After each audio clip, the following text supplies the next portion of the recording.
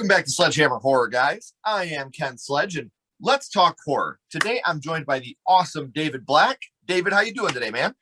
Oh, fantastic. How you doing? I'm doing very well. We actually met through social media, and I was so happy when he sent me his information. I was so honored to jump on this and become a part of this because David, who has grown up in Melbourne, still lives over there. A little bit of a time zone difference here, but he is an actor, writer, producer, director in films and music videos.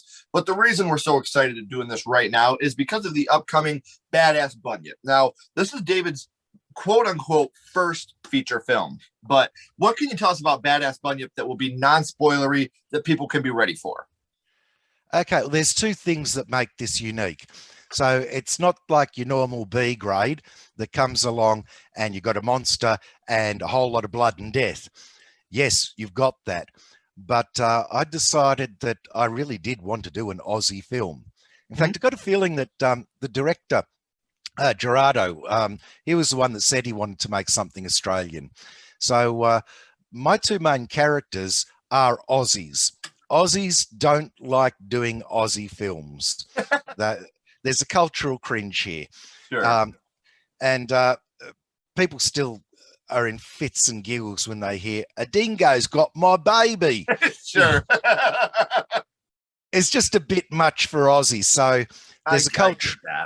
So it's actually a rarity, but we've gone the whole way to a level of Australian Oka-Yobbo boganism that, you know, I've got main characters going, God, I'm as dry as a dead dingo's donger.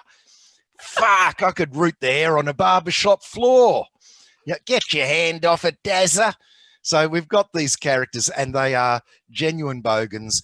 That's the first thing that's going to hit people. Right. But the second, in these days, there's a lot of things people won't do. You know, they're afraid of, what do you call it, cancel culture and everybody having a bloody whinge about everything. Well, I thought about it. No, I've got a bunyip in it to start with. People that want to whinge, they think a bunyip's okay, but that comes from Aboriginal law. We've actually gone right into it. So I can imagine all of the people saying, oh my God, you know, you shouldn't do that. But yeah, our main characters, it's a Christmas film, believe it or not, but we're not releasing it at Christmas. Sure. We're releasing it in 4 weeks' time.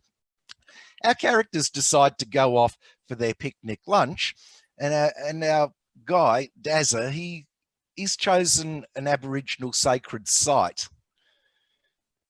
I don't exactly explain why at the time, but he's really looking for somewhere that nobody else has gone to, and he's a goddamn idiot.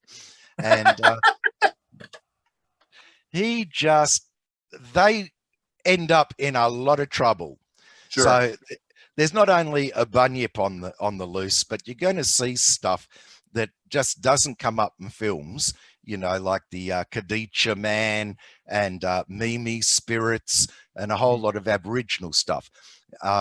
There's actually a whole lot of other stuff in there that is interesting because I found that when I watched old films, do you remember Glenn or Glenda?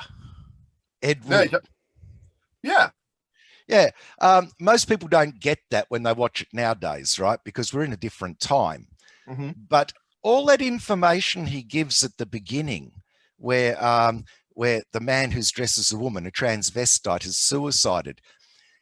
If anybody had have actually bothered watching it at the time, they'd have realised he's giving information that the general public didn't know. Right. Because he actually was a transvestite. He was able to talk from the inside, you know. I loved that approach. Now, me too. Yeah, I thought, well, hang on, the film should also be educational, so it actually is educational. So that was the bit that hit me when I saw it back. I mean, I know what I scripted, and I did. Right. I put all of the work into it, but when Gerardo had an assembly edit and I'm watching it back, I thought, oh my God, that actually is incredibly good. I'm glad I did that. It was like, well, it was a year later that I'm watching it back, you know, the assembly edit, because of the lockdowns and Mhm. everything. The film was never abandoned, but it just went quiet. So I'm looking back and I'm going, who the hell would do that as a feature in a horror? It actually works. But then Right. I remembered The Exorcist is educational.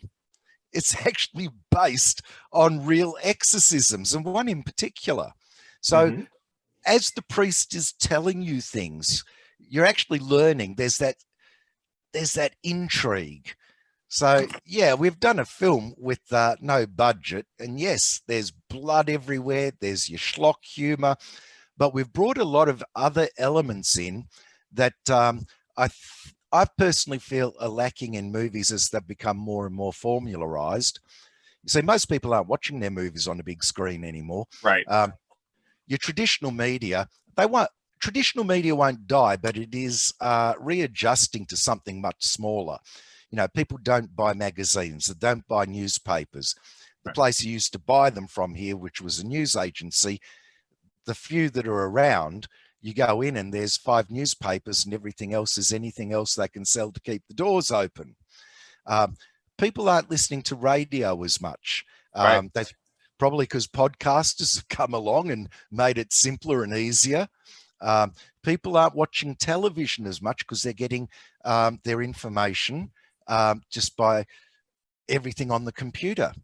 Right. And movies, you can stream them. And I think though the new media taking over has changed films. People don't Mhm. have, what they might have done is said, right, because we're on a device where people can stop it, flick ahead, or go to the next one, we're not going to get into a lot of character development. We're not going to get into, let's get all of this educational stuff and chuck it out the window. Right. Whereas my film's not stopping and preaching to be educational, but a lot of these other things have gone, and they think that that the sandwich is really just whatever the main ingredient you tasted was, or that the cake was just the icing and not the rest of it. Sure. So we've kept it fast paced, but I feel that we've rediscovered those elements. And you're right, in a world now where it's all about the icing, nobody cares about what's inside. So it's one of those things where when you have that device at your fingertips all the time, it's really easy to go fast paced because people don't want to wait for anything anymore. The patience is gone because they have it right in their hands all the time now. Yeah, and still the thing that will actually keep a person watching a movie is a sense of mystery. What's going on? Yep. They want to find out. You do that by grabbing them with something in the beginning. Well, that something could be a lot of different things. That could be that you actually identify with the characters. But yeah, so I'm not knocking current movies. There's always something that's grabbing me. I'm just saying that we're standing out quite uniquely because we are a product of today. But I've taken a lot of influence from, say, 70s, 80s, and 90s. I've chucked in the Aussie flavouring, which people would expect to get that from Australia, but they Sure. don't. Actually, they do in one film. Oh, it's a series, Wolf Creek. Yeah, Wolf Creek. Yeah, the main character in there, John Jarrett. Oh, he's an Aussie through and through. So, yeah, but you don't get a lot of that, do you? No. So you go to get an Aussie movie, and what you've got is Aussies trying to pretend to be Americans. I think Americans are surrounded by Americans and might prefer to see something that is unique to them. So I'm hoping what I've got will be unique. And I can't wait to see it. It's something we've talked about. And once we get a little bit closer, obviously, we'll be able to promote it a little more. But for those of you out there, you don't have to wait for me. I got all of David's social media links down here in the description. So you can follow him and get all the information as it comes. So we have a premiere date. This will be free on YouTube. So I strongly recommend you guys check it out. And as soon as there's a link for the YouTube, I'll put it back on this video. So I'll make sure I have it down here in the description as well once the video is live. So David, we know what you got coming up here with Bloody Bunyip, and we're all very excited about that. But my friend, I want to take it back to the past, and I want to talk about what got you started in the horror genre. And your first horror movie was? Oh, first one I remember watching was actually Dracula, but I got reminded of the second or third one I watched, which was on the same night. I'll get onto it in a minute, but it was Jim Wynorski did a post on Facebook, and it reminded me. Now, I saw Dracula in like 1973 on the television. This is a period of time where the television used to go off at about 10:30 at night. Mm-hmm. We had 3 commercial stations and 1 government station. And not only did the television go off at 10:30, you had epilogue. I believe Americans and British had that too. That's where the national anthem came on. And then it would have the bars. People actually used to stand up for the national anthem in their lounge rooms. Mm-hmm. Well, on Friday the 13th, one channel in Australia would actually go for 24 hours, which was unheard of. So it went overnight, and they start off with the black and whites. We only had black and white TV then. Australia didn't have colour. So they started off with the black and whites of the old Universal stuff, but they went to Hammer Horror as soon as it became very late. So, yeah, Dracula was the first, but Jim reminded me of what this one must have come on at midnight. It's called Lust for a Vampire. Mm-hmm. It was in the papers as To Love a Vampire because they couldn't use the word lust back then. It was, now that I've gone back and had a quick look at it, I realized that it was cut to hell, right? Because it's actually got bare breasts in it and that. Right. I just remember as a kid sitting there and going, oh, at the cleavage. And that was one that always had the mystery of Camilla Karnstein and Mirkala and the names. That was one that there's no shortage of blood, no shortage of boobs, but there's the mystery constantly keeping you going. Right. So, well, something I wanted to say, I'm a huge fan of the Universal Monsters. Obviously, I got the shirt. Universal Monsters is something that I think a lot of the horror we have today would not exist had it wouldn't have been for the Universal Monsters, and then, the Hammer Media, all that. So when you think about Dracula and that first time you watched it, which scene do you think it was that affected you the most? The one where you saw all of the coffins. Mm-hmm. I've got a feeling there were rats in it too. Now, I should remember because I've gone back and watched Dracula a heap of times. But yeah, to see, I mean, you can imagine what my night was like. I'm a little kid of 8 years old, and I'm jumping scared because I've just seen coffins and a skeleton, and that progresses to lust for a vampire. That's awesome, man. And Dracula himself, as a young boy, you go back and watch these movies now, and they're not scary in comparison to what we have now. But at that time, Dracula that was some scary stuff back then.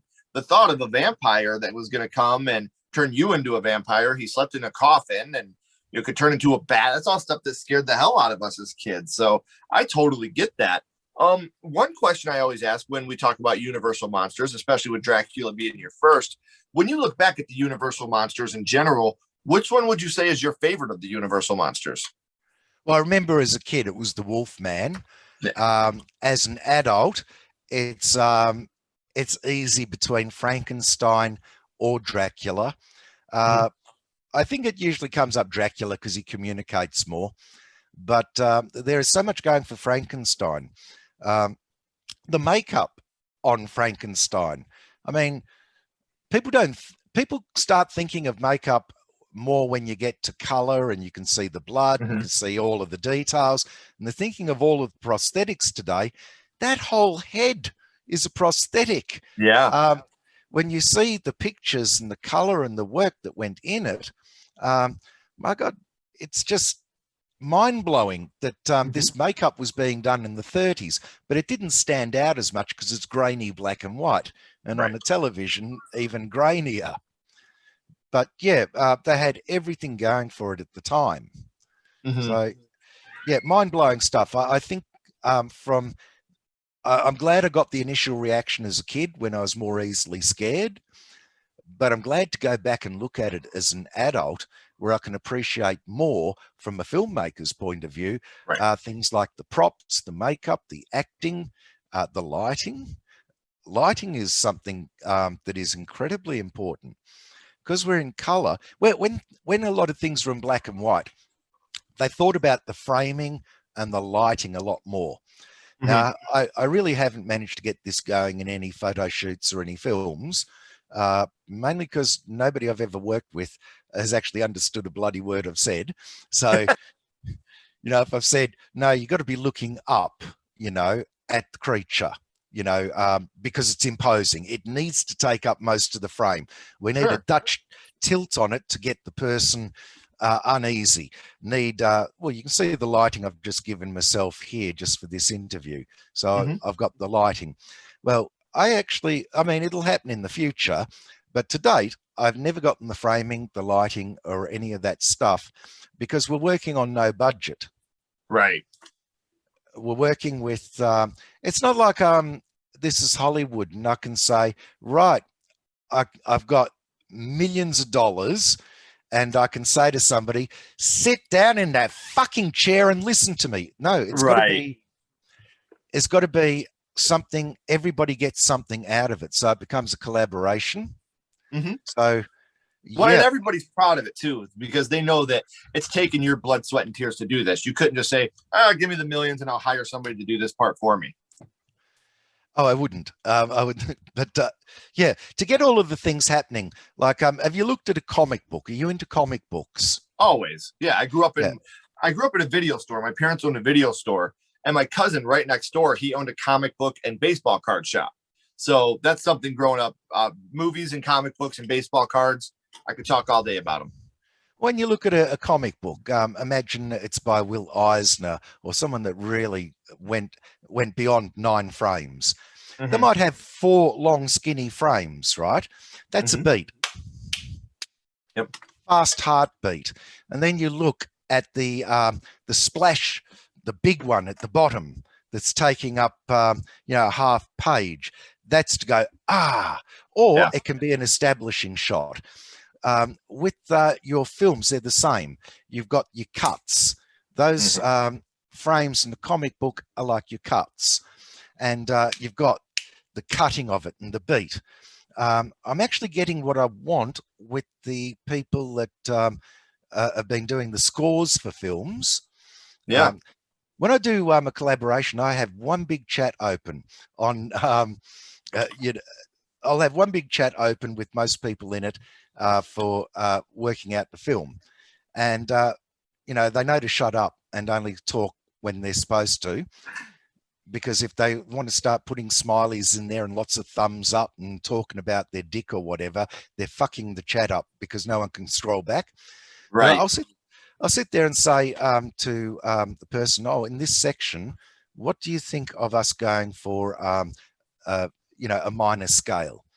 And because we got this feeling, how about we go for 90 beats per minute? Slow it down. Why don't we do this? Why don't we do that? And I'm finding that I'm communicating with the musicians a lot better. Whereas when it comes down to, because nowadays with the musician, you're not talking to an orchestra. One person is an orchestra Yeah. with all of the voices that they can do from their keyboard. And many of the people that play keys actually play guitar and 5 or 6 instruments. When I'm talking to, say, wanting to get things done and I'm talking to the crew, I'm now talking to 4 people. Yeah. And yeah, I'm thinking back of what they used to do in films. And a lot of people haven't gone back to the Universal films. They haven't gone back to Hitchcock. They haven't studied the films.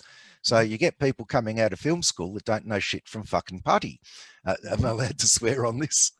Yeah, of course. You're right. Back Yeah. then, you had a whole orchestra, and you had a conductor and a composer that was leading a whole orchestra back then. It wasn't just 3 people sitting in a room with a keyboard and then doing, mastering and sounds. Then one guy steps in with a guitar, like you said. Back then, it was literally an orchestra that was doing all this. You didn't just have, 2 people that were doing the whole thing on a piano. Well, we couldn't do it like that. I mean, if you go back to those days of tape, right? You've got all of your microphones everywhere, but you might only have 16 tracks. So you're having to actually try to get every instrument as close to the red as possible to capture as much sound. Right. And you're basically ping-ponging with the tracks so much that if you've made a mistake, like everything sounds perfect on the first 2 tracks, you got it perfectly balanced, but you don't know how it's going to come in when the next bunch comes in, you can't undo it because you've ping-ponged. I couldn't go back to those old analog days. Right. But having somebody with Pro Tools or Cubase at home, you can save everything. You can go back on everything. You can record clean and put every single sound effect that you want. So yeah, we're able to do amazing things for the scores on a 0 budget. What a lot of people though in the film industry, because that's the musicians, they're not always into films big. Some of them are. But when it comes down to crew, and I'm not knocking any of my crew, I'm still always blown away by what they do. It's just that I'm already asking the impossible, and then I'll come in and ask for something even more impossible that they don't understand. Right. Well, to go back to the old films, they're actually having to work on lighting more because they're only looking at black and white. Well, those same principles are there in color. So it's not as obvious here when you're looking at me on the screen that I've got a downlight for a bit of a spooky effect. Turn that to black and white and it jumps off the page. Oh, huge. But it's such a difference when you put that in black and white from color. Like, and that's something a lot of people don't get. Like, editing black and white film versus editing color film are 2 completely different animals. But the same principles should still be used in your horror. If you look at another master, Dario Argento, I shouldn't even mention him because I'm not in the same league, but he did do the lighting. He did do the camera angles, and people look and they see the saturated color and they go, oh my God, his saturating of the color is almost like turning something into black and white. I might be talking the opposite ends, but saturating the color means that your highlights are going to be higher, and the red in the background here would be really richer, almost like a black in a way, in the way the highlight is going to stand out against the background. Right. For Badass Bunyip, nobody should look at these sort of things because it wasn't technically a guerrilla shoot, but it was close to a guerrilla shoot as you get. See, we weren't filming anywhere illegal, so it wasn't a guerrilla shoot. But we didn't go for permits or anything. So it was about as guerrilla as you could get without actually becoming guerrilla. Yeah, in other words, we didn't break any laws, but there are no permits, so there's nobody standing there actually sectioning off the area. Right. As for trying to get other things happening, I couldn't always get enough crew. There were times when we wouldn't get our a soundy turn up, so Gerardo's having to do the sound himself and the camera work himself, and then pray that the sounds work. So if you're having to do multiple jobs, it means you're not going to be able to stop and do what they did for Dracula. Right. Dracula was a big crew, even though it's 1930. You know, Universal had their heart and soul into all these monsters. Yeah, well, 1930, it was one of the first talkies, if you think about it. So, yeah, we don't have that. And one of the reasons why I'm releasing it free on YouTube is because everyone's acted on it for free. Right. Now, some people did get paid, not the actors, but, you know, for makeup, you've got to put in a kit fee because when you look at the cost of makeup, yeah, there's just no way that you can't have a reasonable kit fee for your makeup artist. But I don't consider that they're making money from it. It's still a token payment. But when all is said and done, it's really just a whole lot of token payments. I think I spent about $1,000 on the film. Okay. So yeah, there's a lot that we couldn't do because we're doing it on the fly. But that means a lot of it's done practically too. Oh yeah, in this one, virtually everything is practical effects. Now we probably could have delayed this film by 2 more months, and by delaying it for 2 more months, get more practical effects in of a very high quality. But I was telling you before, my guy that does that is basically laid up. Right. And I looked at the film and said, does it need these? Will it pop more? Because I still got the chat sitting there for him to do some effects. And I realized with the animations we've got in it, because we do have animation, but I won't call that an effect. But with the animations we've got on it, with the storyline, with everything that's happening, we may as well just release it, because we've got Toxic Alien Zombie Babes from Outer Space and Dave Black's Dark Ditties, which are both feature films that they're all ready to go almost. It's if it hadn't been for the lockdowns, things would have been done and released in a more timely fashion, where you release a feature per year. Right. I've got like I said, that's something we can't control. So we got to roll with the punches when it comes to what happened to us during lockdown. Yeah. So, yeah, there are people wondering what's happened with Toxic Alien Zombie Babes because I'm promoting Badass Bunyip. It'll come out. It's just the way the cards have fallen. 1 minute we couldn't film, then we've filmed what we can when we could film. The lockdowns meant an impossibility with planning. It's hit everybody in the world. So they need to be understanding that, yeah, the films are coming out. Badass Bunyip happens to be first. I feel that the effects that we've put in there are good enough. They could have been a lot better, but I think that it's so fast moving that a lot of people don't notice how many effects, for instance, are in The Walking Dead. Sure. You do when they show you the photos, right? Right. Now, as a filmmaker, I'll look and I'll go, oh my God, those zombies in the background, they've got roots growing out of them. They've got this, they've got that. How much did this one cost, that one cost, the other one cost? And I go, I watched that and I didn't notice it because it went by like that. So my question was, will I wait for a few more months for some better effects to chuck in? And I thought, no, nobody's, unless we show people the photos and go, hey, look what you can see in the film. Right. It's going to fly past too fast for them to notice. Not just that, but you want to give your product out to the people as quick as you can, not rush it, but not delay it either. Yeah, well, after these 3 features are out, I've got 2 short films and a feature to film. Right. So it's like, I'm not trying to say, hey, good enough is good enough. But when you're looking at your pizza at the end of the day and somebody says, do you want to chuck one more ingredient in? Sometimes it's like, no, it's just perfect as is. Exactly. And it's funny because, you know, you've been around the horror community for a long time. And we talked about how Dracula was your first. But here for a minute, David, this is something I've wanted to ask you, but I always kept it on the DL because I don't ever ask anybody until they're on the podcast. But I'm going to go scream on you here for a little bit. What's your favorite scary movie? What would you say your favorite horror movie of all time is? I actually can nominate one, but I might not say the same one later on.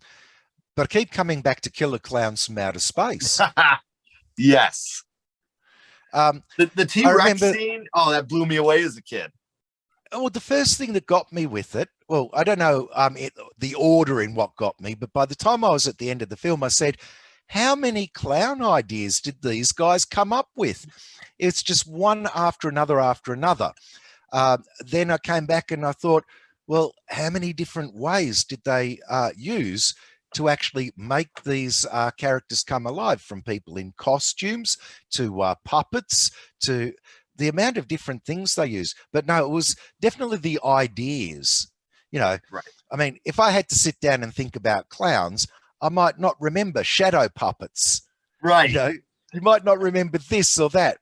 The amount of things they came up with, balloon dogs and pies, popcorn guns, people in the, So when it came down to it, Killer Clowns from Outer Space was incredibly well thought of before they even filmed the first scene. The special effects in it, mind-blowing. And even the opening song by the Dickies is brilliant. Yeah. Oh, yeah. I'm a huge Killer Clowns fan. That movie is one of my favorite, you know, so bad it's good horror movies that I could just sit down and watch at any point because it always keeps me entertained every time I watch it.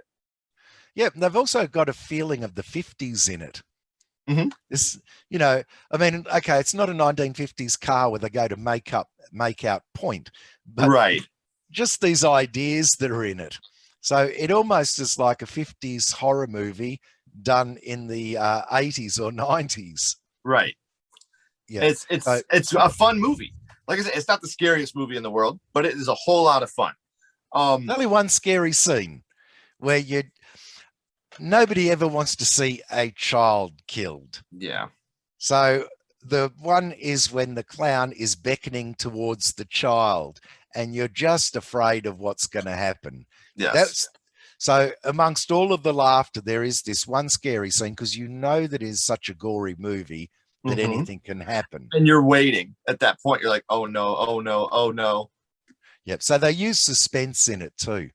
Beautifully done movie. There will be others that I thought were great for different reasons. I mean, you can't go past, say, Dawn of the Dead.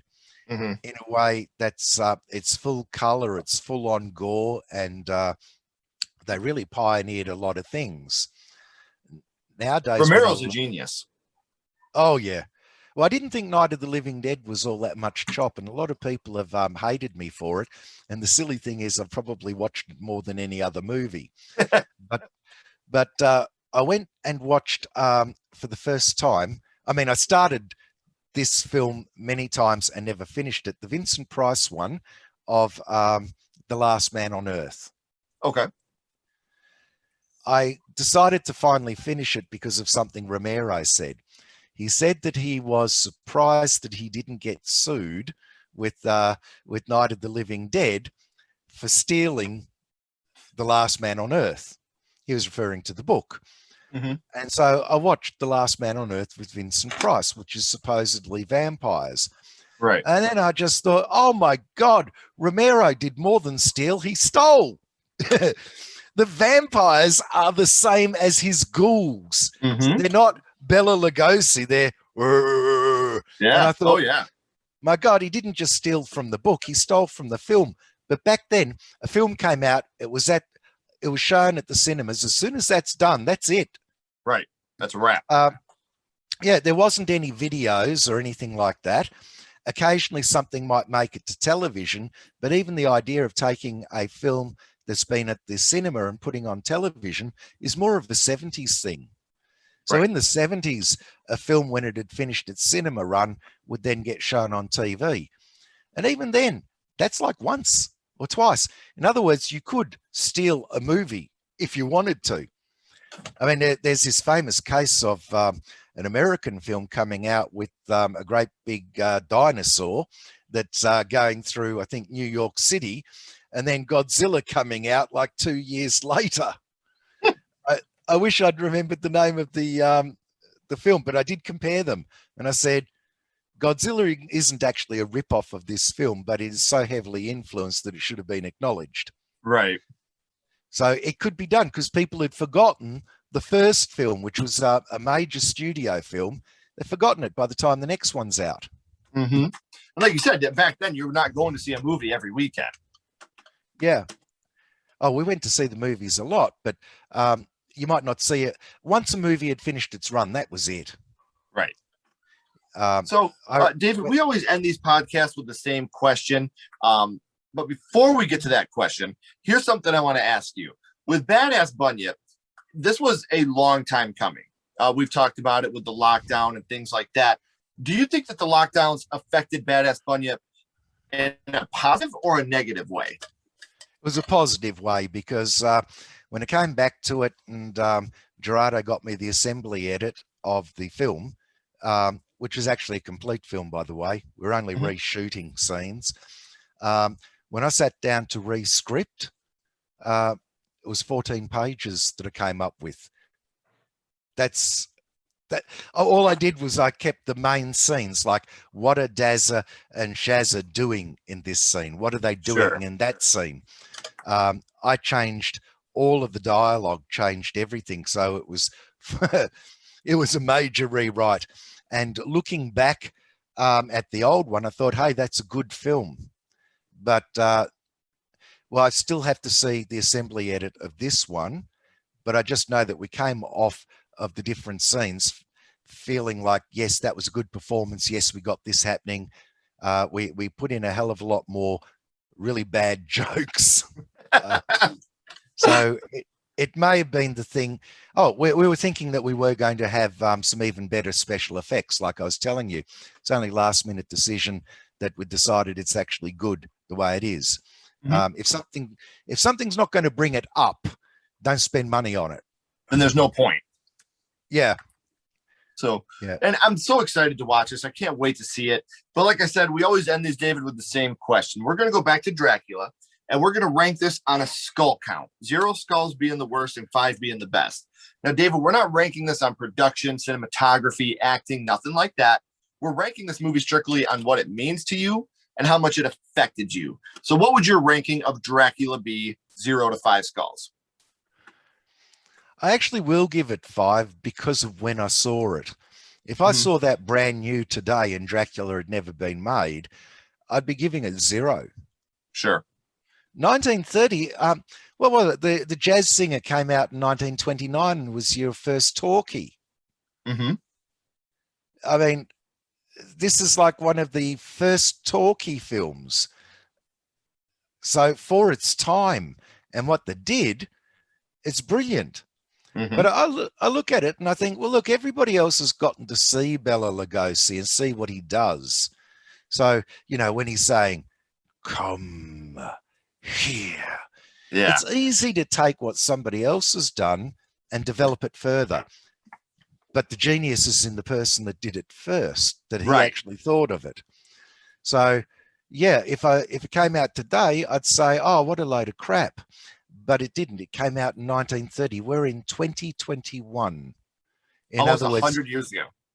yeah. So I give it a 5 because of the context of the time and the like fact said, that it could scare movies, people in 1970. Right. And without the Universal movies, we wouldn't have a lot of the horror that we have today. I could say that with 100% confidence. So, David, don't go anywhere. I got a couple more questions for you. Everybody else, as I said at the beginning, make sure you're clicking the links down here in the description, giving David a follow. Make sure you're giving Badass Bunyip, make sure you're checking that out when it comes out on YouTube. It's a free feature film coming out on YouTube that these guys work so hard on throughout lockdown. So please make sure you're showing it all the love you can. As always, guys, keep talking horror, stay what you are, and we'll see you guys soon.